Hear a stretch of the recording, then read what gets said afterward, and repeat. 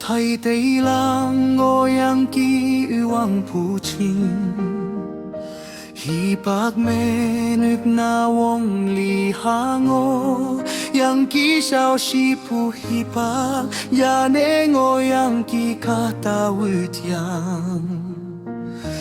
ang ngoyang ki Tüman-e teih tanpu Aoleang monyu peinang Yinmok yinha hoilai üshei temta Jok-e mokpu hah-e nang üyin tamantam Kahwange nangte phoi pala Aope Aoleang ngồi ya hah-e yinha yü kim mong mei-pu yü-nen Kahwange mỗi man tanpu Konyak Aoleang monyu te mỗi lan pon-e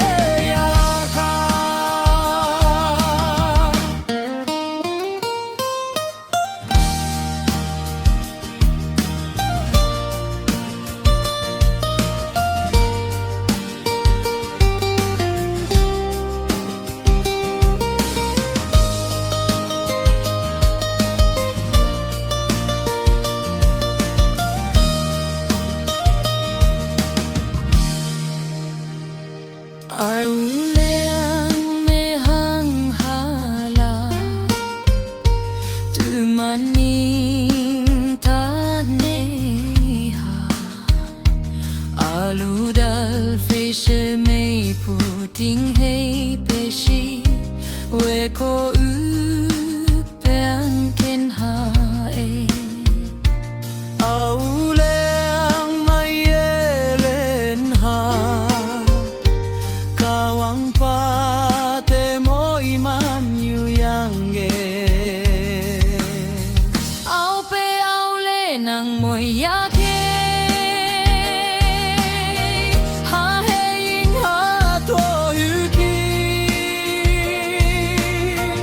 mong mei-pu yü-nen Kahwange moi man tanpu Konyak